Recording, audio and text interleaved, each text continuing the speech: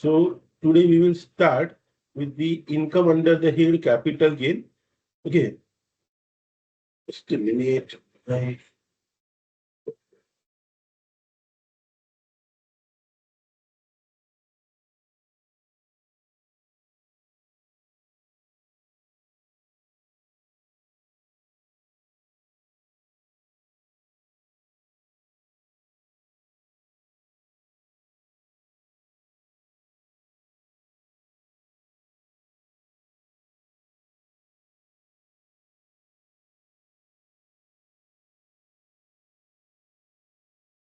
A minute.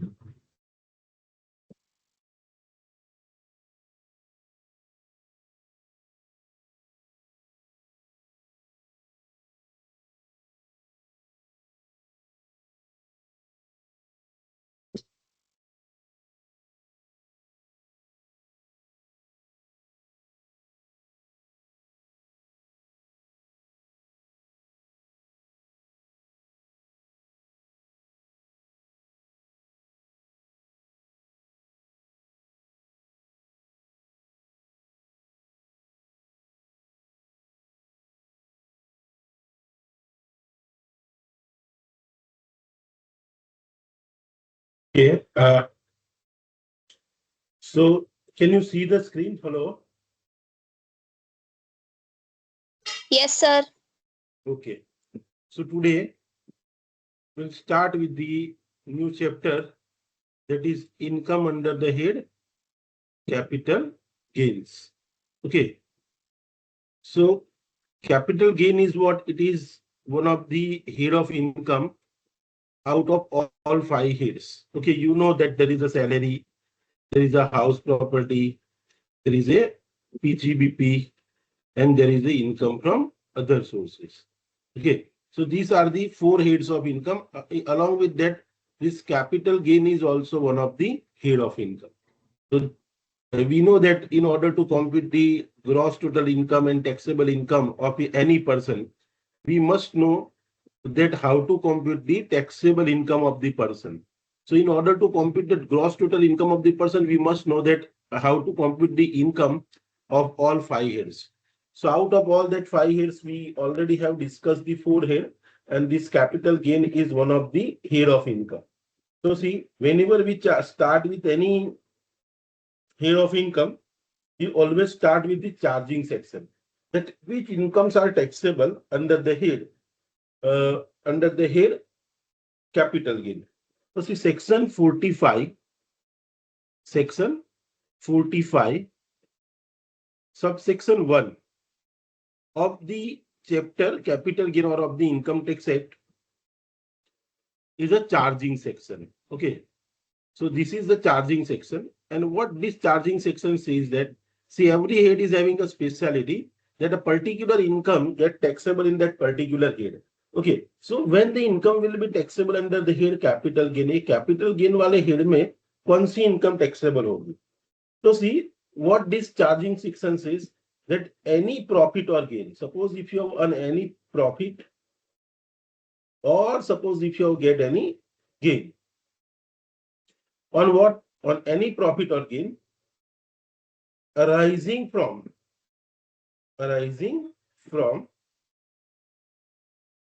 what? On transfer of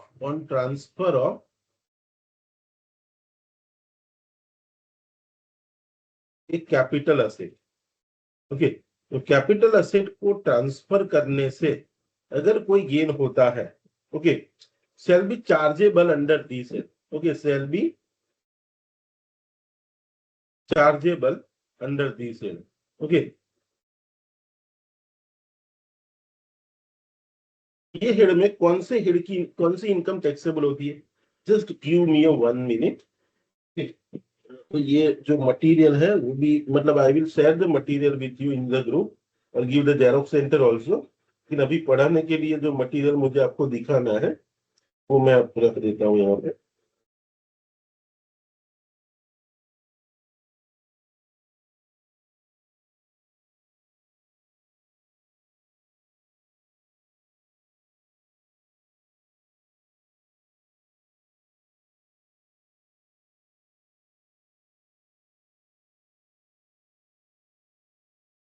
Amen.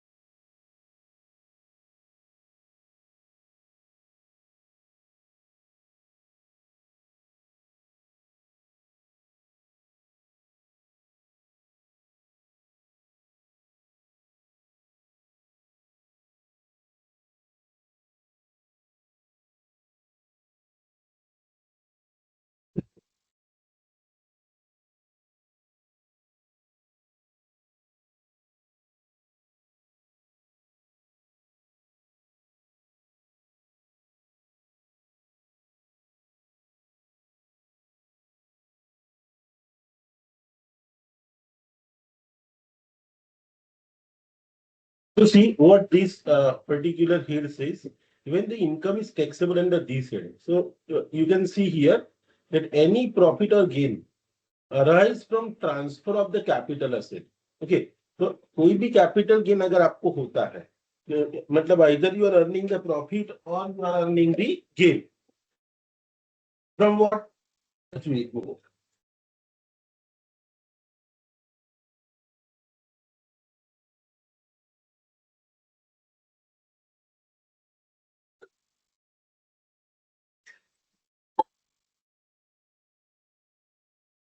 So suppose if you are earning any profit or any gain on transfer of the capital assets shall be chargeable under this head. Okay. In the previous year in which the transfer took place, you can see here it is mentioned in the previous year in which the transfer took place. तो जो साल में transfer होता है वो साल के अंदर कैपिटल गेन टैक्सेबल होता है. मतलब in order to income taxable under this year, what is the requirement? So see, the requirement is that there should be either any profit or any gain. लेकिन वो गेन और profit किस कौन सी चीज से अराइज होना चाहिए? It should arise on transfer. It should arise on transfer. Transfer of what? Transfer of capital asset. तो अगर कोई भी आपको प्रॉफिट या गेन होता है ट्रांसफर करने से, किस चीज को ट्रांसफर करने से? On transfer of capital asset, then that is chargeable under this year. और वो कौन से ईयर में टैक्सेबल होगा? In the previous year in which asset is transfer. Previous year in which asset is transfer. तो जो साल में आपने असेट ट्रांसफर की है वो साल में ये कैपिटल गेन, वो प्रीवियस ईयर में वो कैपिटल गेन टैक्सेबल होगा. मतलब कभी कभी होता है ना, आपने असेट बाय की, फिर कुछ साल आपने रखी और फिर बेच दी, तो कौन से साल में टैक्सेबल होगा? तो असेट परचेस की वो साल में, या पीरियड जितना होल्ड किया वो पीरियड में, या तो फिर ईयर जिसमें ट्रांसफर किया वो साल में. तो आपको कैपिटल गेन और प्रॉफिट तो कब होने वाला है? When you transfer the asset. Okay, तो ये प्रॉफिट और गेन होता कब है? When you transfer. तो the year in which you are transfer, the previous year in which you are doing transfer, in that year the capital gain is taxable. Now see here, you can see there are few words which are very much important. तो सबसे पहले आपको क्या समझना है कि देखो इतनी चीजें होने पे कैपिटल गेन टैक्सेबल होता है. तो सबसे पहले आपको कैपिटल गेन होना चाहिए. तो ये तो आप समझते हो कि भाई आपने 5 लाख की असेट बाय की थी और उसको 6 लाख में सपोज बेच रहे हो, तो you are having a 1 lakh rupees gain. Okay, तो ये तो गेन तो आप समझ सकते हो कि असेट को बेचने से जो फायदा हुआ है दैट इज अ गेन. तो ये गेन हुआ होना चाहिए. लेकिन वो गेन किस चीज से हुआ होना चाहिए? It should be arise from transfer. और वो ट्रांसफर क्या चीज करने पे हुआ होना चाहिए? तो कि capital asset. Means two words are very much important here. Which two words? One, that is capital asset. सबसे पहले आपके पास क्या होना चाहिए? You must have a capital asset. क्योंकि आपके पास कैपिटल असेट होना चाहिए. और सेकेंड थिंग, वो कैपिटल असेट क्या हुई होनी चाहिए? The capital asset must be transfer. Okay, तो कैपिटल असेट ट्रांसफर हुई होनी चाहिए और there must be a capital asset. आपके पास कैपिटल असेट हुई होनी चाहिए और कैपिटल असेट ट्रांसफर हुई होनी चाहिए, और ये ट्रांसफर पे आपको क्या हुआ होना चाहिए, on transfer you have a gain, और if there is a gain then gain will be taxable under which, in which year, in the previous year in which there is a transfer. Okay, so here these two first word, okay, this capital asset and transfer, these two words are very much important for us to understand. સૌથી પહેલા આપણે capital asset કોને કહીશું, now when we can call it as a transfer. So today we will going to first of all understand that what is capital asset and what is transfer. Unless and until if something is not a capital asset, its gain is not taxable under the head capital gain. Suppose મારી દુકાન ખોલીને બેઠો છું, દુકાનની અંદર મારો stock છે, આ સ્ટોક મેં 100 રૂપિયામાં ખરીદ્યો તો suppose I am selling it for ₹200, तो अगर ये गेन हुआ, will it be taxable under their capital gain? Answer is no. This is my business. It is taxable under their business and profession. Okay.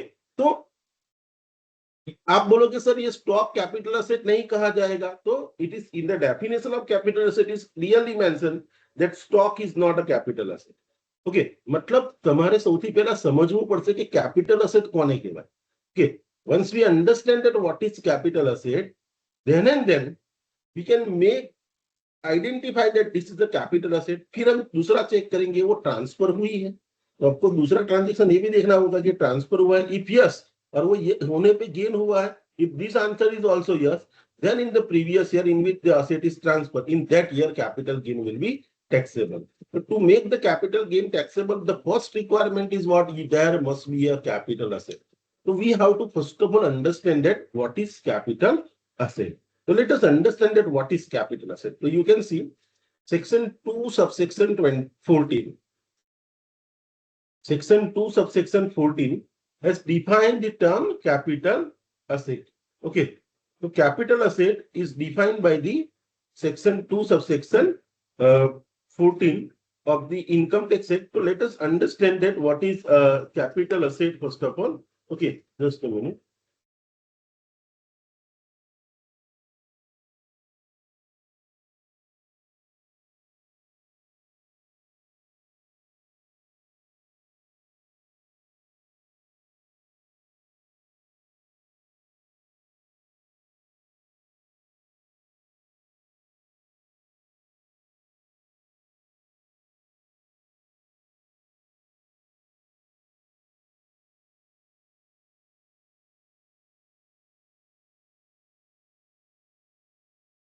Yes. So let us understand that what is capital asset. So see, the term capital asset,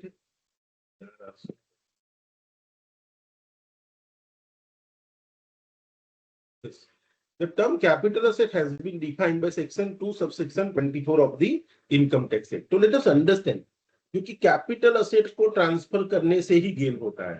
तो what is capital asset, that we have to understand first. So here the definition is given. A capital asset means what?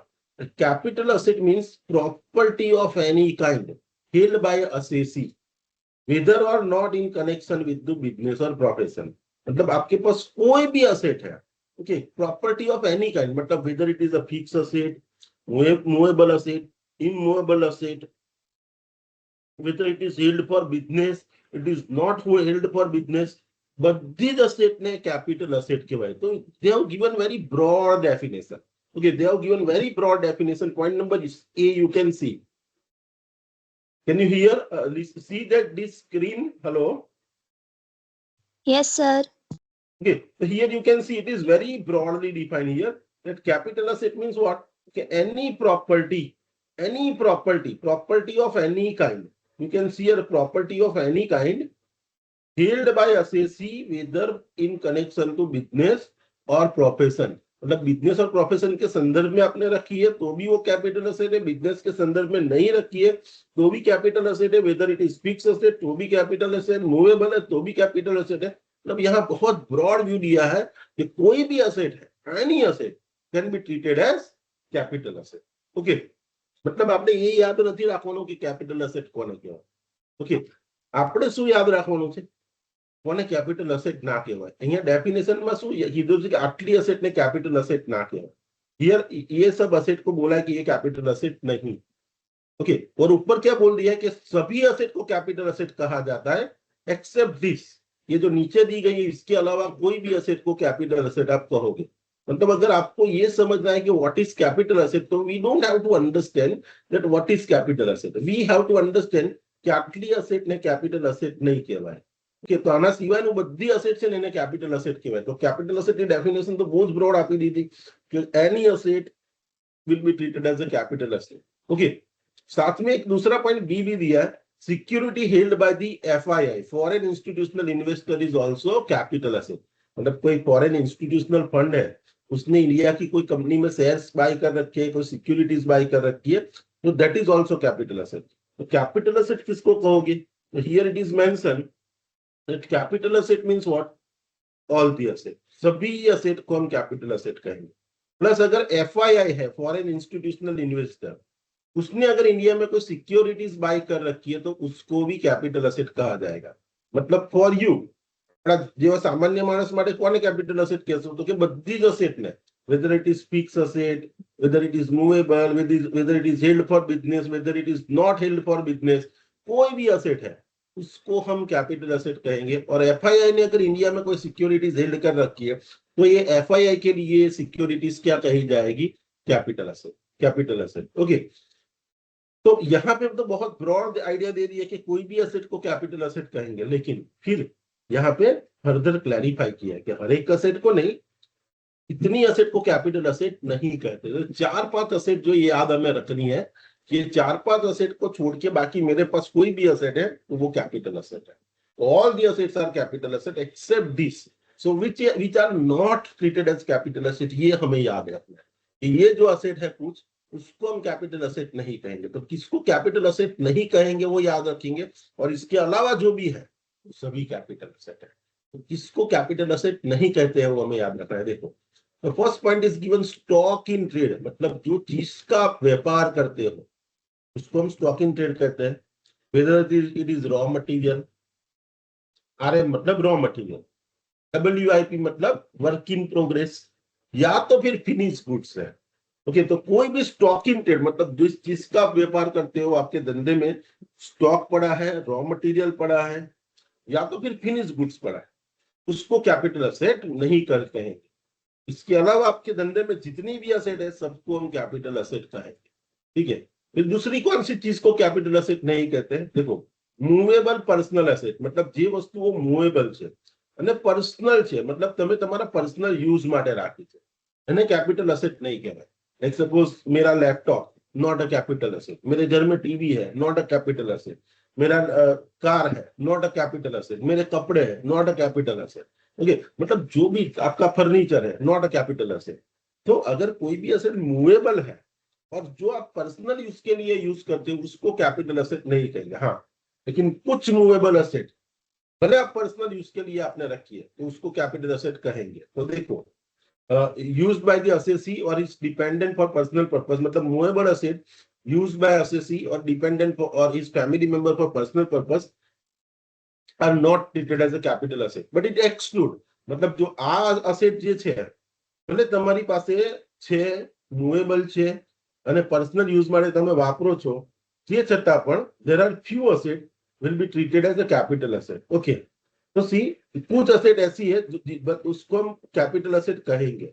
ऐसी कौन कौन सी asset है? You can see here, तो सी there are few asset, भले वो personal है लेकिन देखो ये सभी चीजें जो हमने अदर सोर्सेज में पढ़ी थी वही है। Jewellery, drawings, painting, sculpture, archaeological collection और any other work of art, तो ये जब चीजें हैं भले वो मूवेबल है, भले वो पर्सनल यूज के लिए आप यूज करते हो, लेकिन इसको हम फिर से कैपिटल असेट कहेंगे। આટલાને છોડીને બીજી કોઈ પણ મૂવેબલ અસેટ છે તો એને કેપિટલ અસેટ આપણે નહીં કહીએ। સ્ટોક ઇન ટ્રેડ है उसको मैं कैपिटल असेट नहीं कहूंगा। ठीक है, तो what is not capital asset? हमने देखा कि कैपिटल असेट किसको कहते हैं, तो सभी असेट को कैपिटल कहते हैं, असेट कहते हैं। एफआईआई ने अगर सिक्योरिटीज हेल्ड कर रखी है इंडिया में तो उसको हम कैपिटल असेट कहेंगे, लेकिन देखो कुछ चीजों को कैपिटल असेट नहीं कहते। वो इसमें पहला पॉइंट क्या है? ओके, जो आपका स्टॉक इन ट्रेड है। ओके, स्टॉक इन ट्रेड, तो जो स्टॉक इन ट्रेड है वो कोई भी हो सकता है। It can be a raw material, it can be a finish goods, it can be a work in progress, तो उसको हम कैपिटल असेट नहीं कहेंगे। दूसरा, अगर आपकी कोई पर्सनल चीजें हैं, पर्सनल चीज जो कैसी है, मूवेबल है, वो सभी को हम कैपिटल असेट नहीं कहेंगे। लेकिन ये पर्सनल में कुछ असेट ऐसी है जिसको फिर भी कैपिटल असेट हम गिनेंगे, that is what, that is this sculpture, painting, drawings, any other works of art, any other archaeological collection, jewellery. तो ये सब चीजें भले पर्सनल है, फिर भी इसको कैपिटल असेट कहूंगा। लेकिन इसके अलावा मेरी कोई भी पर्सनल मूवेबल असेट है उसको हम कैपिटल असेट नहीं कहेंगे। ये जो 6-7 आइटम है उसको हम कैपिटल असेट कहेंगे, ठीक है। तो personal assets are not a capital asset. Further see rural agriculture land in area. अगर आपके पास रूरल एग्रीकल्चर लैंड है, मतलब एग्रीकल्चर लैंड है और वो भी कहाँ पे सिचुएटेड है, रूरल एरिया। तो रूरल एरिया में अगर आपके पास एग्रीकल्चर लैंड है तो rural agriculture land is not a capital asset. तो if you have a rural agriculture, agriculture होवी જોઈએ અને સાથે કયા એરિયામાં સિચ્યુએટેડ હોવી જોઈએ, it should be in a rural area. तो इफ द एग्रीकल्चर लैंड है और वो भी कहाँ situated, it is situated in the rural area, then it is not treated as a capital asset. Okay, the rural agriculture land is not treated as a capital asset. And lastly, see, gold deposit bond or deposit certificate issued under the gold monetization scheme. Okay, देखो इसका interest भी section 10 में exam दे वो बात की गई है, हमें उससे कोई लेना देना नहीं है। But you must know that gold deposit bond are not treated as a capital asset. Gold deposit bond है उसको हम कैपिटल असेट नहीं कहेंगे।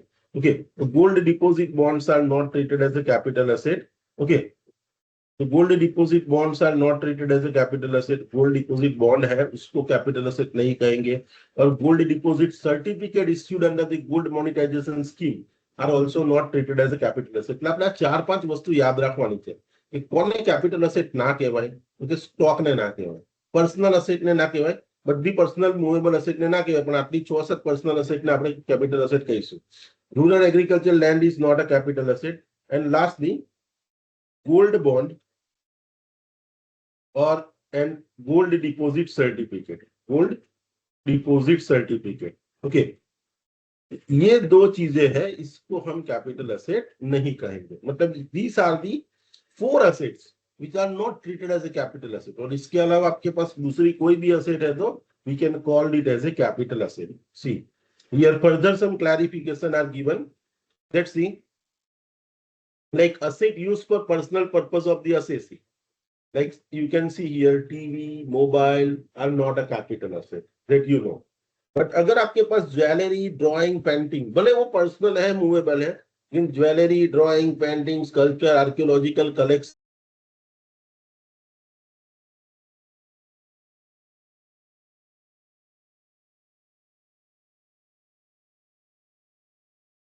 सर आप म्यूट हो गए हैं।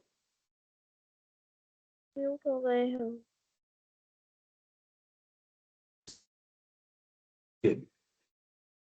so you can see here these items asset used for personal purpose are not a capital asset। you can see here like TV, mobile phone are not a capital asset। लेकिन आपके पास personal चीजें जैसे कि jewellery है, drawings है, painting है, sculpture है, movable asset है, सॉरी गोल्ड यूटेंसिल्स है, सिल्वर बार्स है, सिल्वर कॉइन है, मतलब बुलियन है, तो ये भले पर्सनली आप यूज करते हो but still it is treated as a capital asset. Okay, तो ये कोई महाराजा राणा हेमनाथ सिंह के केस में गवर्नमेंट ने बताया, मतलब इनकम टैक्स डिपार्टमेंट ने हाईकोर्ट ने क्लैरिफाई किया है कि अगर गोल्ड की ये सब चीजें, भले ज्वेलरी नहीं है लेकिन गोल्ड की सब चीजें है तो उसको हम असेट कहेंगे ही कहेंगे, because it is made from the gold. Same पे सिल्वर यूटेंसिल्स, देखो गोल्डना यूटेंसिल्स હશે ને, ગોલ્ડના વાસણો તો એને આપણે કેપિટલ અસેટ કહીશું। ચાંદીના વાસણો હશે તો देखो here it is very much clarified that silver utensils held for personal effect it is not a capital asset। तो सिल्वर ના વાસણો હશે, ચાંદીના વાસણો એને કેપિટલ અસેટ નહીં કહેવાય। ઓકે, જ્વેલરી જો સિલ્વરની હશે તો jewellery is treated as a capital asset. लेकिन देखो सिल्वर के बार से आपके पास तो कैपिटल असेट, लेकिन सिल्वर के यूटेंसिल से तो it is not a capital asset. वैसे अगर कार है, car is not a capital asset. આ પર્સનલ એસેટ ને ક્લેરિફાઈ કરી દે તમને. Car is not a capital asset. देखो, jewellery means what? Ornaments made from the gold, silver, platinum और अदर प्रेशियस मेटल और एलॉय कंटेनिंग सच metal. मतलब अगर ऑर्नामेंट में से कहीं, मतलब गोल्ड सिल्वर में से कोई भी ज्वेलरी ऑर्नामेंट बने हैं तो that is the capital asset. Even precious stones है, like suppose if you know that furniture is not treated as a capital asset. तो अगर आपने फर्नीचर के अंदर प्रेशियस स्टोन एम्बेड करवा दी है, ओके, मतलब તમારા ફર્નિચર પર હીરા અને જવેરાત બધી લગાવડાવી દીધી, and you can say that this is the furniture. કોઈ પણ વસ્તુની અંદર તમે જો પ્રેશિયસ સ્ટોન ઇન્સ્ટોલ કરી દેશો તો again it is treated as a capital asset. देखो, precious stone whether or not set in a furniture or utensils, okay, or article, it is always treated as a jewelry, and a jewelry જ કહેવાશે. There was one popular case like clothes are not a capital asset. ठीक है, but if you have seen the movie Devdas, in that Madhuri Dixit has wear that green color gagra, okay, and in that वो नहीं, वो song है हम पे ये किसने हरा रंग डाला, वो वाला सॉन्ग है, उसके अंदर उसने जो गागरा पहना है, that gagra was she has weird, and in that whatever the threads were used, it is from the gold. So in that it was identified that it is made out of the gold. So see, it is treated as a jewelry. Because so આ તો cloth છે, it is not cloth. If it is in that, if you have, like suppose like આપણા ગુજરાતમાં પણ પાટણના પટોળા ને આવું બધું હોય છે, એમાં ગોલ્ડના થ્રેડ થી બનાવવામાં આવે. તો gold or silver is attached to any particular item, then it is fall under the definition of jewelry, and jewelry is a capital asset. Okay, तो वो कैपिटल एसेट कहा जाएगा. फिर आपको मैंने ये बताया कि rural agriculture land is not a capital asset. तो रूरल किसको कहोगे? Rural is required to be identify. देखो, तो रूरल किसको कहोगे? जो अर्बन नहीं है उसको हम रूरल कहेंगे. ओके, तो जो अर्बन नहीं है, दैट जो रूरल लैंड है और वो भी एग्रीकल्चर है, तो उसको हम कैपिटल एसेट नहीं कहें. But the land is situated in the urban area, and even though it is agriculture, but it is treated as a capital asset. So we must understand that what is the difference between the rural and urban land. So here urban area is identified. The urban area કોને કહેવાશો? Okay, any area in the municipality or cantonment board which has a population of 10,000 or more. तो 10,000 से ज्यादा population वाला कोई भी municipality है और उसके एरिया के अंदर कोई लैंड सिचुएटेड है, तो we can call it as urban land. And if it is urban land, then even though it is used for agriculture purpose, we will consider it as a capital asset. And suppose the land is situated in the rural area and it is used for agriculture purpose, we will not consider it as a capital asset. તો આપણે સમજવું પડશે કે એરિયાને ક્યારે rural કહેવાશે ને ક્યારે urban કહેવાશે. જો તો shortest distance in the following area within the distance measure aerially. तो देखो, shortest distance from the area is देखो આમાં કેવું છે કે see, when the population according to the last census means अगर कोई सिटी का पॉपुलेशन 10,000 से 1 लाख है, 10,000 से ज्यादा और 1 लाख, तो उसका जो म्यूनिसिपालिटी का एरिया है उसके अंदर लैंड है तो उसको तो हम अर्बन लैंड कहेंगे और it is a capital asset. लेकिन अगर उसका पॉपुलेशन 10,000 से 1 लाख है तो उसके बाहर भी 2 किलोमीटर का रेंज में अगर कोई एसेट फॉल होती है तो that is also treated as urban. Okay, એટલે સિટીની जो બોર્ડર છે, ઓકે, મ્યુનિસિપલ કોર્પોરેશનની હદ છે, એ હદમાં આવેલી તો બધી જમીનને આપણે corporation we will call it as a capital asset. उसके बाहर तो रूरल हो गया, लेकिन उसके बाहर भी 2 किलोमीटर तक की रेंज में, तो we will consider it as a capital asset.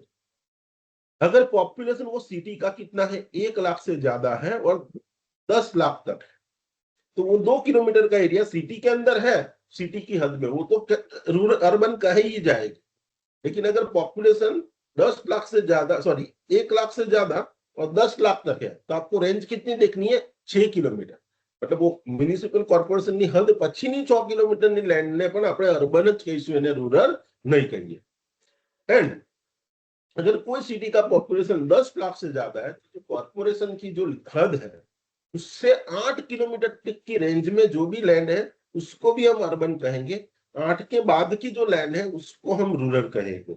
Okay, तो दैट इज रूरल एरिया यहाँ पे आइडेंटिफाई कर रखा है। देखो हियर ऑल्सो वन डायग्रामिकली प्रेजेंटेशन दिया है कि अगर सपोज ये अर्बन एरिया है, हियर यू कैन सी ये अर्बन एरिया है, अगर इसका पॉपुलेशन 10,000 से 1 लाख तक है तो ये अर्बन एरिया के बाहर 2 किलोमीटर तक भी क्या हम गिनेंगे, रूरल अर्बन ही गिनेंगे। 10 लाख से एक 1 लाख से 10 लाख तक है, then we can again up to 6 kilometre जो एरिया में लैंड है उसको हम we can call it as a again urban. और अगर पॉपुलेशन 10 लाख से ज्यादा है तो 8 किलोमीटर तक की लैंड, तो म्युनिसिपल कॉर्पोरेशन की जो हद है उससे 8 किलोमीटर तक की लैंड को भी हम क्या कहेंगे, we will call it as a capital, we can call it as a urban land. और if it is urban then it is always a capital asset. तो रूरल किसको कहोगे कि वो 8 किलोमीटर के बाद की जो लैंड है उसको हम रूरल कहेंगे। ठीक है, तो it is always we require to check whether particular land we are selling it is a rural और नॉट। रूरल और एग्रीकल्चर अगर दोनों क्राइटेरिया फुलफिल होता है तो we have seen that rural agriculture land in India is not a capital asset. કોઈ પણ માણસ કે જે સપોઝ કોઈની લેન્ડ છાણીમાં છે તો કે સર આ તો છાણીમાં છે રૂરલ છે, હવે Chhani is fall under the municipal corporation. Okay, તો કોઈ કહેશે મારી લેન્ડ દશરથમાં છે તો છાણીથી દશરથ 4 કિલોમીટર થાય છે તો એને પણ અર્બન જ કહેવાશે। ઓકે, સપોઝ કોઈ કહેશે કે ના છાણીથી આગળ દશરથથી આગળ કરચિયામાં છે મારી લેન્ડ तो करचिया इज 8 किलोमीटर, तो 8 किलोमीटर के बाहर है तो we can consider that it is a rural land. Okay, so we always have to check that whether a particular land is a rural or urban. Once it prove that it is a rural, again you have to check another condition whether it is agriculture। if yes तो वो capital asset नहीं है और उसको बेचा और gain हुआ not taxable. क्यों? क्योंकि वो रूरल एग्रीकल्चर लैंड है, इसीलिए। ठीक है, so what is capital asset? Have you understood, all of you? Hello? Yes, sir. Hello? Yes, sir. Okay, Yes, तो sir. किसको कैपिटल असेट कहेंगे? All the assets are capital asset. Okay, one. और अगर FII ने कोई securities held कर रखी है वो भी कैपिटल असेट है। तो हमें ये नहीं याद रखना है किसको कैपिटल असेट कहेंगे, हमें क्या याद रखना है किसको नहीं कहेंगे। तो नहीं कहेंगे इसमें हम क्या क्या चीजें ध्यान में रखेंगे कि स्टॉक इन ट्रेड अगर it is a work in progress, finish goods और raw material not a capital asset. જે વસ્તુનો તમે વેપાર કરો છો એ તમારા માટે કેપિટલ અસેટ નહીં કહેવાય। The personal property are not a capital asset जो मूवेबल है। इन पर्सनल में इतनी चीजें आप देखोगे, sculpture, painting, drawing, jewellery, any work of art, उसको अगेन मैं कैपिटल असेट कहूंगा। ठीक है, then rural agriculture land is not a capital asset. Then lastly we have discussed the gold bond and gold deposit bond, again it is not a capital asset। Okay, now we have to understand the another definition, that is the definition of transfer।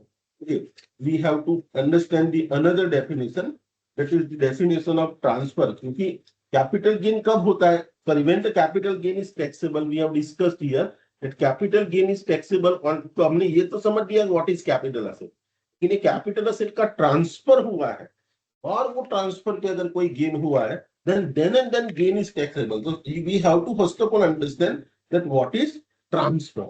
तो transfer किसको कहेंगे वो भी हमें समझना जरूरी है। Okay, so let us understand the transfer। just a minute, give me a minute।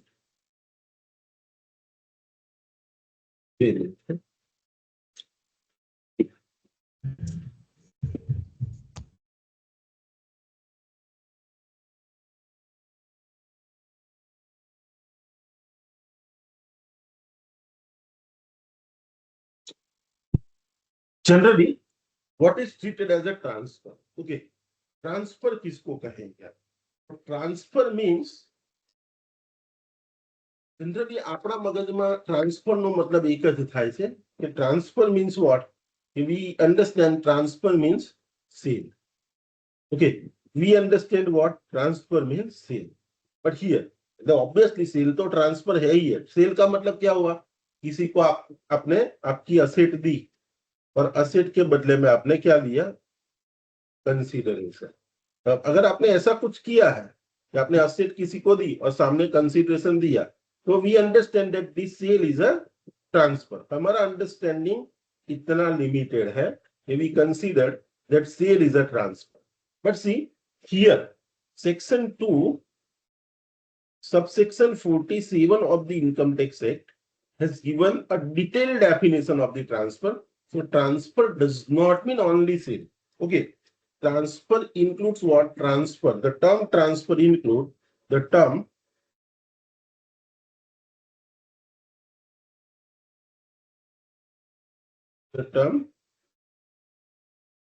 transfer includes what? देखो इतनी चीजों को ट्रांसफर कहा जाता है। તમે કહો સર મેં સેલ નથી કર્યું, પણ સેલ અકેલા ટ્રાન્સફર નહીં, इसीलिए આ સેલ વર્ડ यूज नहीं किया। Here the word uses what? Transfer. So what is transfer? The transfer includes what? The term transfer includes sale. Sale आपको पता है कि તમે તમારી कैपिटल एसेट आप साમે कंसीडरेशन લીધું तो उसको ट्रांसफर कहेंगे। बट सी अगर सेल नहीं करते और suppose if you do the exchange, then exchange is also transfer. Exchange is also transfer. Okay, तो एक्सचेंज को भी ट्रांसफर कहेंगे। तो एक्सचेंज से भी कैपिटल गेन हो सकता है। सपोज समझ लो मेरी जॉब निजामपुरा में, ओके, और मेरा घर है अलकापुरी में, और मेरा फ्रेंड जो है उसका घर निजामपुरा में है और उसकी जॉब है अलकापुरी। ओके, तो देखो मुझे हमेशा क्या करना पड़ेगा, अलकापुरी से निजामपुरा आना पड़ेगा और उसको निजामपुरा से अलकापुरी आना पड़ेगा जॉब करने। हम दोनों का घर एक जैसा ही है। It is a 3 BHK flat, समझ लो कि भाई 3 BHK का फ्लैट है। तो हमने ऐसा सोचा कि भाई वो मारो निजामपुरा नो फ्लैट से, सॉरी मारो अलकापुरी नो फ्लैट से ने હું મારા ફ્રેન્ડ ને આપી દઉં છું અને મારો ફ્રેન્ડ એનો અલકાપુરીનો સોરી નો નિઝામપુરાનો ફ્લેટ મને આપી દેશે। એટલે શું થાય છે कि सी जो अलकापुरी वाला फ्लैट है उसकी कीमत है 1 करोड़ रुपया और जो निजामपुरा वाला फ्लैट है उसकी कीमत है 75 लाख। लेकिन हमने ऐसा कुछ पैसा देखा ही नहीं। हमने बोला कि चलो तारो 3 BHK છે મારો 3 BHK છે, ચાલો એક્સચેન્જ કરી દઈએ। એટલે સમજી લો કે મેં મારા ફ્રેન્ડ ને મારો 1 કરોડ નો ફ્લેટ આપ્યો અને સામે લીધા કેટલા? 75 લાખ નો ફ્લેટ।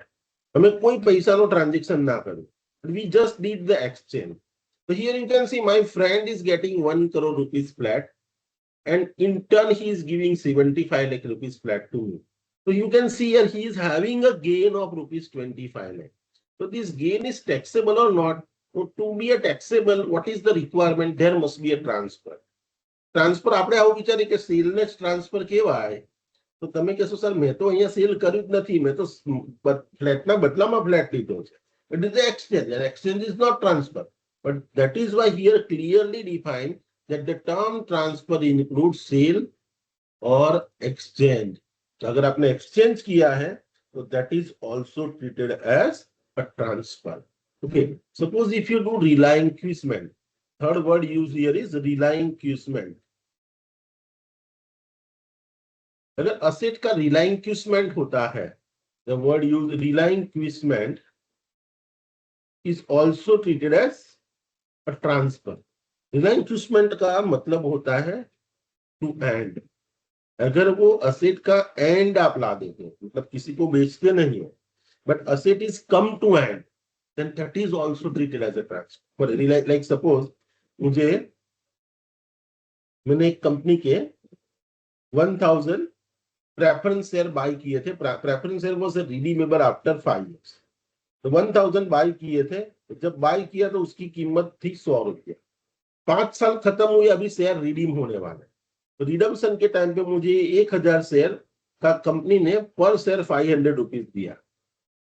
तो क्या हुआ, देखो जिस दिन मैं अपने शेयर रिडीम करूंगा, मतलब कंपनी रिडीम करेगी, तो ये शेयर मैं कंपनी को वापिस दे दूंगा और कंपनी मुझे एक शेयर का 500 रुपया देगी। और मेरे को क्या हुआ कि जो 100 रुपये में शेयर खरीदा था, अभी आज उसका 500 रुपया मिल गया। देखो मैंने शेयर किसी को बेचा नहीं, यानी 5 વર્ષની ટર્મ હતી, 5 વર્ષની ટર્મ પૂરી થઈ એટલે શેરની આયુષ્ય પૂરું થઈ ગયું। This is called relinquishment. तो रिलाइंक्विशमेंट असेट का आप कर देते हो, इतने साल के लिए असेट जिंदा रहने वाली, लाइक प्रेफरेंस शेयर्स और debenture which is redeemable in nature, it is always get relinquished when its term is get over. तो रिलाइंक्विशमेंट की वजह से अभी अभी आप बोलोगे देखो मुझे ये 500 एक शेयर 100 रुपए का खरीदा था और 500 रुपए वापिस मिले, मुझे एक शेयर पे 400 रुपए का गेन हो रहा है। आप बोलोगे सर मैंने सेल नहीं किया है, the asset is get relinquished. भले रिलाइंक्विश हुआ, देखो डेफिनेशन बहुत क्लियरली बोलती है the term transfer include sale, exchange और relinquishment. So suppose if the relinquishment of asset is taken place, then that is also treated as transfer. So transfer does not mean only sale. Transfer includes the relinquishment of asset also. Okay. Suppose if there is a extinguishment of the right in asset. Suppose तुम्हारा asset में कोई asset जो transfer into the second point mentioned here is extinguishment of right in asset. તમારો asset में कोई right છે, right in asset. Okay, और ये राइट को आप एक्सटिंग्विश कर देते हो, एक्सटिंग्विश मतलब जतो करो।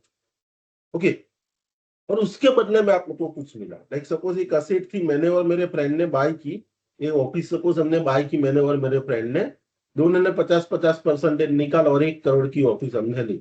2 साल के बाद मुझे ऐसा लगा कि मुझे ऑफिस बेच देनी चाहिए, मेरा फ्रेंड बोलता है मुझे नहीं बेचनी। तो मेरा फ्रेंड मुझे बोलता है एक काम कर, तेरा जो राइट असेट में है ना वो मुझे दे दे, तुझे बेचनी है तो तेरा जो 50% राइट है ना वो मुझे दे दे, मैं तेरे को, देखो तूने खरीदी तब मुझे 50 लाख रुपए तूने दिए थे ना, अभी मैं तेरे को 75 लाख रुपए दे देता हूँ, ठीक है। और तेरा राइट जो असेट में है ना, वो असेट का अंदर जो रहा हुआ राइट है वो जाने दे, छोड़ दे राइट, मैंने अपना राइट छोड़ दिया, ठीक है। देखो असेट मेरे फ्रेंड और मेरे दोनों के नाम पे थी, मैंने अपना राइट जाने दिया कि હવે આ અસેટ આજથી તારી। તો અહીંયા અસેટ કોઈને વેચતા નથી, અસેટ તો જે એના ઓનર પાસે જ રહે છે, બી પાસે જ રહે છે, એની જગ્યાએ બી પાસે પૂરેપૂરો રાઈટ। પણ જો મેં જયારે ખરીદી ત્યારે એને 50 લીધા આપ્યા હતા, હવે એને મને 75 આપ્યા હતા, 25 લાખ રૂપિયા મને ગેઇન થયું। હું કહીશ ભાઈ અસેટ વેચી નથી, આ તો મેં મારો હક જતો કર્યો છે। તો અગર તમે તમારો હક જતો કરો ને એના બદલામાં કંઈક મને ગેઇન થયો, તો that is also treated as a transfer. और ये अगर ट्रांसफर है तो उसमें अगर गेन होता है तो वो गेन कैसा होगा, taxable. So transfer does not mean only sale, the term transfer includes what, the term transfer includes sale, exchange, relinquishment of asset, asset no and like preference का मैंने आपको एग्जांपल दिया। और suppose there is extinguishment of right in asset, ये asset के अंदर आपका जो राइट है उसको आप एक्सटिंग्विश करते हो, तो that is also treated as a transfer. The term transfer also include the compulsory acquisition। देखो आपने ये पॉइंट पढ़ा हुआ है, कंपल्सरी एक्विजिशन, आपको असेट नहीं बेचनी है बट आपकी असेट का कंपल्सरी एक्विजिशन हो जाता है।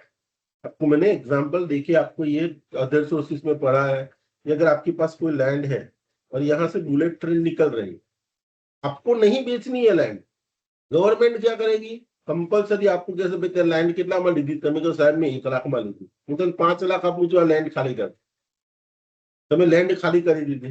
ઓકે, તો અહીંયા તમે વેચી નથી, ગવર્નમેન્ટે લઈ લીધી, તમે કહેશો આ this is not a transfer, मेरे को नहीं बेचना था, गवर्नमेंट ने ले ली, this is not transfer on that whatever. Suppose मैं 1 लाख में लीधी 5 लाख મળ્યા तो 4 लाख गेन था, it is not taxable because it is not transfer. Clear definition बहुत क्लियरली बोलती है कि compulsory acquisition of asset is also transfer. तो अगर आपकी असेट को कोई कंपल्सरी एक्वायर कर देती है गवर्नमेंट तो उसको ट्रांसफर कहा जाएगा, ठीक है। तो it is treated as a transfer, और उसमें भी अगर कोई गेन होता है तो दैट गेन इज टैक्सेबल। तो transfer does not mean only sale, it includes the sale, exchange, relinquishment of asset, extinguishment of right in asset, compulsory acquisition of the asset is also treated as a transfer। But the term transfer also includes conversion of capital asset into stock। अगर आप आपकी capital asset को stock में convert कर देते हो then that is also treated as a transfer। like suppose समझ लो कि मेरी ज्वेलरी की दुकान है, यहाँ पे मैं बैठता हूं और ये मेरी ज्वेलरी की दुकान है, और यहाँ सब मैंने सब ज्वेलरी बेचने के लिए रखी। सपोज कोई एक दिन ऐसा आया कि भाई there are number of peoples are coming and buying the gold, तो मैंने मेरा ये सभी स्टॉक खलास हो गया। अभी मेरे गले में भी 2 सोने की चेन मैंने पहन रखी है, ठीक है। और कोई कस्टमर आया, એટલે हेमंत पे आ चेन पण અહીંયા વેચવા મૂકી દો, અમે ખરીદી લઈશું। देखो जब तक वो मेरे गले में थी, it was my capital asset, okay, it was my capital asset. So what I did, I have put here for sale, so I have converted my capital asset into stock in trade. Suppose I did this, then that is also treated as a transfer. તમે કહેશો sir it was used in my business, okay, business માં તમે stock in trade બનાવ્યું, so see, it was originally not stock in trade, but you have converted your personal asset into capital asset. So suppose if you convert your personal asset into capital asset, then that is also treated as a transfer. Okay, so suppose आपने 2 लाख में chain खरीदी थी, यहाँ business में रखी, उस दिन 3 लाख है उसका भाव, आपको यहाँ क्या हुआ, 1 लाख का गेन हुआ, तो this gain will be taxable. Okay, और सपोज आ 3 लाख में અહીંયા પછી તમે વેચવા મૂકી 4 લાખ, તો આ 3 લાખ થી 4 લાખ નો જે ગેન થયો, this is a taxable under the PGBP, this is a profit, કારણ કે અહીંયા તમે સ્ટોક ઇન ટ્રેડ વેચો છો। જ્યારે capital asset no stock in trade માં conversion કરો છો, on that date whatever gain you are getting, it will be taxable under the capital gain, और यहाँ से यहाँ का जो gain है, that is taxable under the head PGBP. Okay.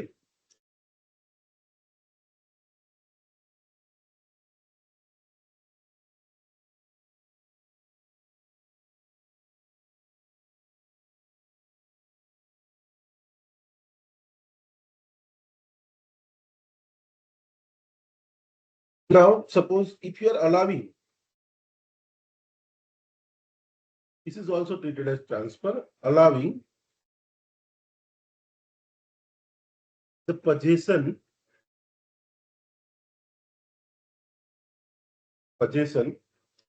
of immovable property,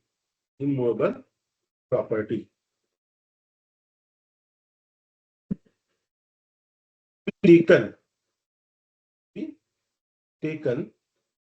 or retained as a part of performance of contract. Okay, तो अगर आप क्या करते हो कि भाई आपका कोई परफॉर्मेंस ऑफ कॉन्ट्रैक्ट कोई करता है, कोई आपको कोई सर्विस दे रहा है, और उसके सामने आप उसको क्या राइट देते हो कि भाई ये मेरी जो इमूवेबल प्रॉपर्टी है ना, वो तू ले ले, और उसका पोजीशन तू ले अपने पास रख। ओके, तो this is also treated as transfer. Like suppose समझ लो कि मैं कोई किसी से कुछ काम करवाता, ठीक है, लाइक सपोज आई एम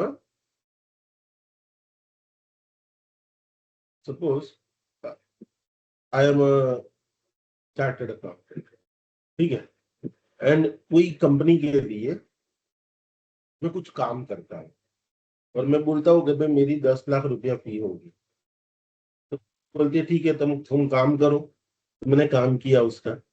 अभी कंपनी बोलती है आपको मैं 10 लाख रुपया नहीं, लेकिन आप जो फ्लैट में रहते हैं ना, वो कंपनी का ही फ्लैट है, तो आप ये फ्लैट अभी ले लो। और सपोज कंपनी ने ओरिजिनली फ्लैट खरीदा था 5 लाख रुपए में, ओके, और मेरी को 10 लाख फीस देनी, उसके बदले में मुझे फ्लैट दे दिया। ओके, मतलब देखो उसने ये फ्लैट देके मेरे से 10 लाख का काम करवाया, तो ये दोनों का बीच का जो डिफरेंस है कंपनी के लिए क्या है, इट इज अ गेन। तो दिस गेन इज ટેક્સેબલ। તમે કહેશો મેં વેચી નથી, મેં એના કામના બદલામાં મેં એને આપ્યું છે, કામના બદલામાં તમે એને આપ્યું છે, તો ultimately what happens, you are giving the asset to him and in turn you are getting the work done from him. So for that if you have get something, then that is also treated as a transfer. Okay, that any transaction like becoming a member or acquiring shares of a cooperative society which has the effect of transferring or enabling the enjoyment of the immovable property. Okay, तो अगर कोई transaction आप करते हो which has the effect of transferring or enabling the enjoyment of the immovable property, and that is also treated as transfer. So what the next point says to what is transfer. Suppose देखो पुराने जमाने में जब societies बनती थी, जो residential society, like you can see there are many residential societies in Vadodara, like Sangam, cooperative society, मतलब deluxe cooperative housing society. ये सब में क्या होता है, ये जो सोसाइटी सब पुराने जमाने में बनती थी ना, तो क्या करते थे, सपोज 50 लोग इकट्ठा, 50 लोग इकट्ठा होकर एक कोऑपरेटिव सोसाइटी रजिस्टर करते हैं। फिर वो कोऑपरेटिव सोसाइटी के नाम पे एक बड़ा लैंड बाय करते थे। फिर बिल्डर को हायर करके ये लैंड के अंदर अलग अलग घर बनाते थे। सपोज ये सब घर बना, ओके, ये घर का, ये सभी घर बने ना, उसका मालिक तो कौन रहेगा, ये कोऑपरेटिव सोसाइटी ही रहेगा। तो जो जो घर जिसके पास घर जिसको मिला है ना, उसको एक शेयर सर्टिफिकेट दे दिया जाता है, शेयर सर्टिफिकेट दे दिया जाएगा और एक प्रॉपर्टी कार्ड दे दिया जाएगा। ठीक है, હવે અત્યારે તમે જોવા જાવ તો આ પ્રોપર્ટીનો માલિક સિટી સર્વેના રેકોર્ડમાં કોણ બોલશે, તો કે deluxe cooperative society itself is a માલિક. ઓકે, હવે તમે 1992 માં તમે અહીંયા આગળ આ ઘર તમે લીધું હતું, તો અત્યારે ઘરનો માલિક તો ચોપડે તો ડિલક્સ કોઓપરેટિવ સોસાયટી છે, અને તમે એના હકદાર છો એવું શાના આધારે કહી શકો, કે તમારી પાસે એક એ સોસાયટીના શેર સર્ટિફિકેટ છે, તમારી પાસે આ પ્રોપર્ટીનું પ્રોપર્ટી કાર્ડ છે. હવે તમે આ ઘર કોકને વેચવું છે, તમે ઘર નહીં વેચો, what you will sell, you will sell the shares and you will sell the property card. જેની પાસે આ બે વસ્તુ આવી જશે એ આ ઘરનો માલિક બની જશે. તમે કહો સર મેં ઘર નથી વેચ્યું, ઘરનો માલિક તો હજુ ડિલક્સ જ છે, મેં તો ખાલી શેર સર્ટિફિકેટ વેચ્યા. So it is not a transfer, but here it is clearly mentioned કે કોઈ પણ એવું ટ્રાન્ઝેક્શન કરો જેના કારણે કોઓપરેટિવ સોસાયટીના તમે અંદર રહેલા ઘરના તમે માલિક બીજા કોઈને બનાવી રહ્યા છો, તો that is also transfer. तो इसको भी हम transfer गिनेंगे. So this is also transfer. Okay, this is also transfer. So I hope that you have understood this. Now the next point number 7 is what is transfer. कि अगर आपके पास zero coupon bond है, ये हमने PGBP में पढ़ा है, zero coupon bond का अगर रिडम्पशन होता है, तो अगर आपको कुछ पैसा मिलता है तो that is also treated as transfer. Suppose તમે 100 રૂપિયાના जीरो कूपन बॉन्ड खरीद्या था અને on the date of redemption you have get 1000 rupees. So you can see that per bond you have get 900 rupees gain. Now you can say, sir, this is not a transfer, this is a redemption. So here in the definition it is very much clearly defined that redemption is also treated as a transfer in case of zero coupon bonds. So see all these transactions. So what is our understanding? Our understanding is that only sale is treated as a transfer. But you can see section 2 subsection 47 of the Income Tax Act has clearly defined that what is transfer. So transfer does not mean only sale, it includes what sale. अगर asset को actual sale करते हैं वो तो transfer है ही है, उसके अलावा किस किस चीज को ट्रांसफर करोगे, तो अगर आप एक्सचेंज करते हो that is also transfer. If you relinquish the asset, like I have told you, redemption of preference share, it is also treated as a transfer. अगर आपका असेट नहीं बेचते हो लेकिन असेट के अंदर जो राइट है उसको आप एक्सटिंग्विश करते हो, तो that is also treated as a transfer. Then आप बेचते नहीं हो लेकिन आपकी जमीन या मकान गवर्नमेंट ले लेती है, कंपल्सरी है, उस पर अगर कोई गेन हुआ आप बोलोगे सर ट्रांसफर नहीं ले, that is also transfer as per definition section 2 subsection 47, it is treated as a transfer.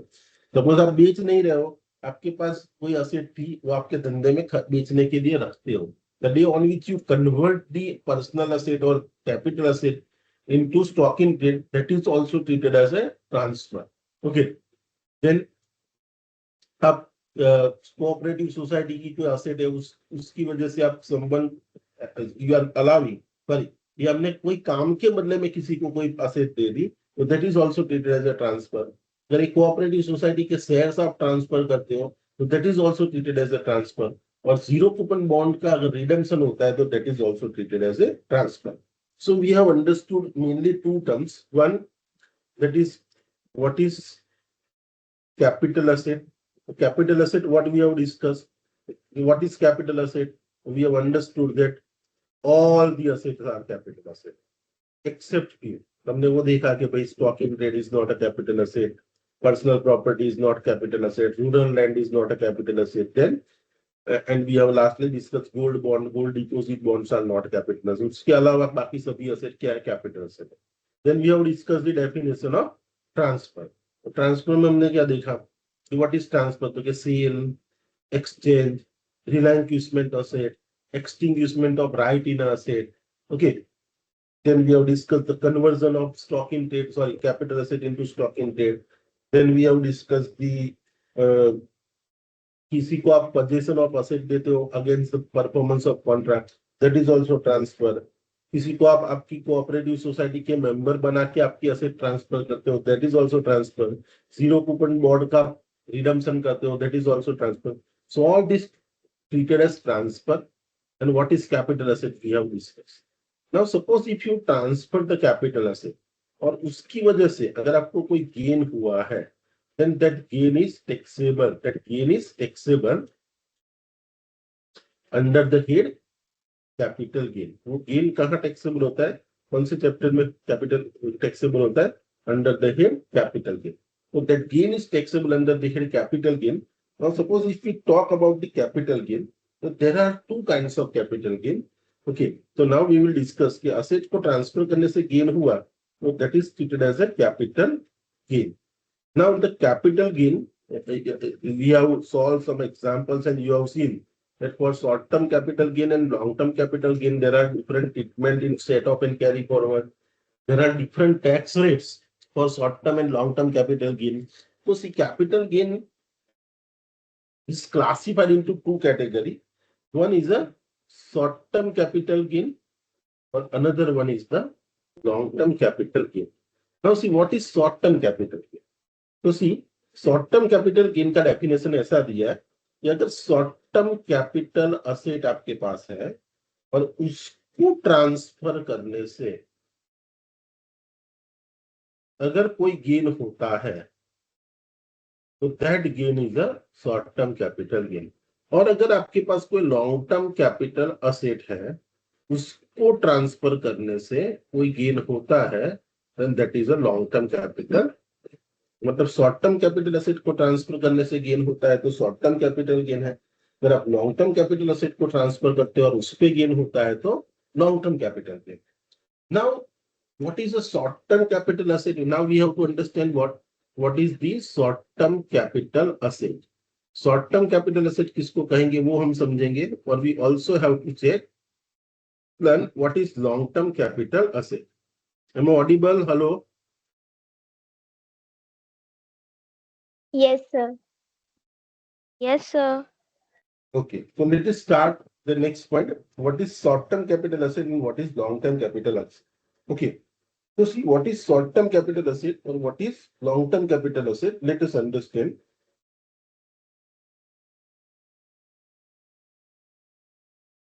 Okay.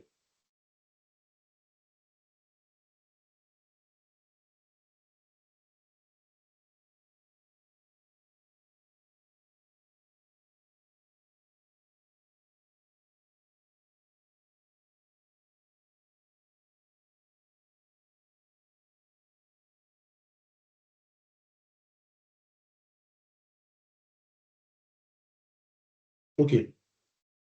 So see short-term capital asset or long-term capital asset, it depends on what? It depends on the period of holding. कि आपने वो asset को कितना period hold कर रखना है. Okay, मतलब आपने जब खरीदी, suppose you are buying and on one day you are selling. Okay, you are doing transfer. Purchase और सेल्स के बीच का जो डिफरेंस होता है इसको कहा जाता है period of holding. Okay, period of holding. ये पीरियड ऑफ होल्डिंग के आधार पर डिसाइड होता है कि asset short term capital asset है या asset long term capital asset है. तो देखो, शॉर्ट टर्म कैपिटल एसेट किसको कहेंगे और लॉन्ग टर्म कैपिटल एसेट किसको कहोगे, तो it depends on the type of the asset also. Okay, अगर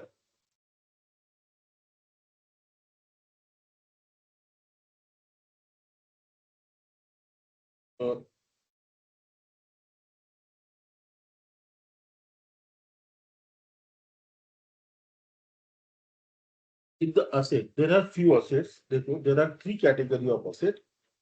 Part A, पार्ट ए में क्या कौन कौन सी असेट आती है आप देखते हैं कि देखो, सपोज दी पार्ट ए में जो असेट आती है दैट इज सिक्योरिटीज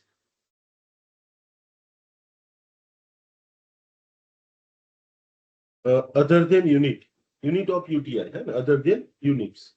अगर आप म्यूचुअल फंड में इन्वेस्टमेंट करते हो तो उसको हम यूनिट कहते हैं।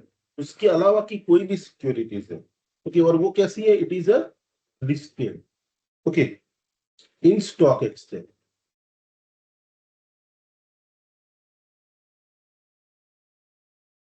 या एक पहली असेट है। Second, units of UTI, unit trust of India के जो कि म्यूचुअल फंड में आपने इन्वेस्ट किया तो आपको क्या मिला होगा, यूनिट्स ऑफ यूटीआई। और या तो तीसरा है unit of other mutual fund. देखो ये गवर्नमेंट का म्यूचुअल फंड है और बाकी जितने भी प्राइवेट म्यूचुअल फंड है उसके यूनिट, ओके, और वो भी कैसे होने चाहिए, equity oriented other mutual fund के यूनिट और जीरो कूपन में।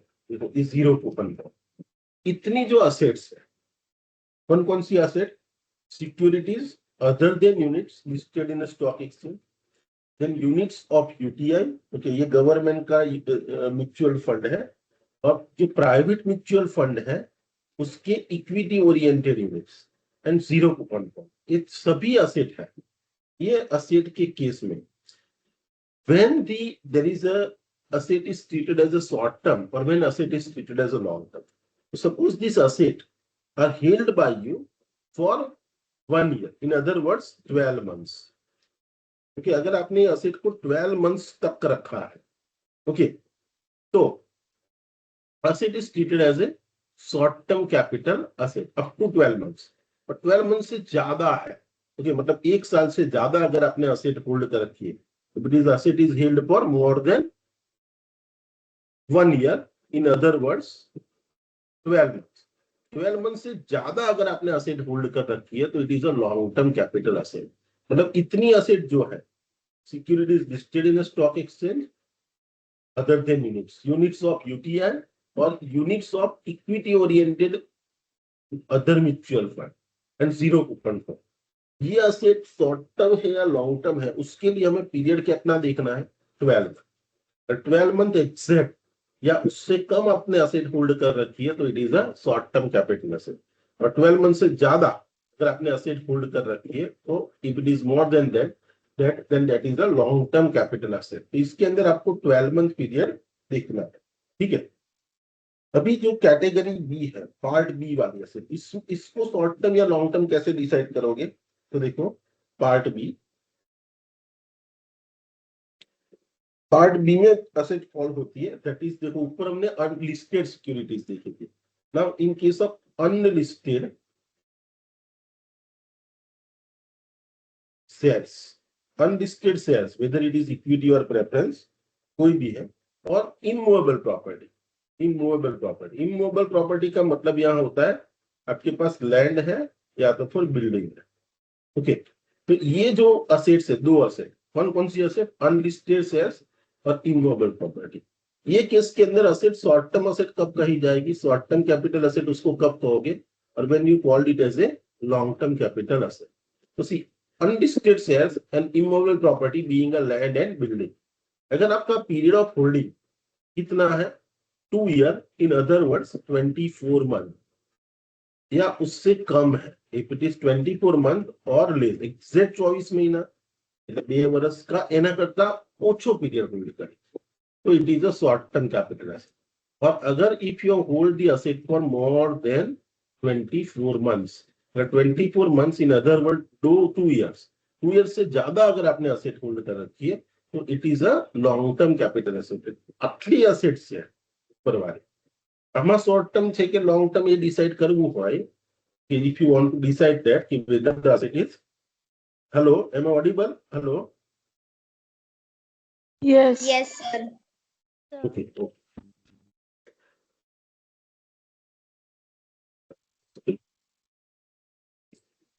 In case of these assets, if you have to decide whether it is a short term or long term, then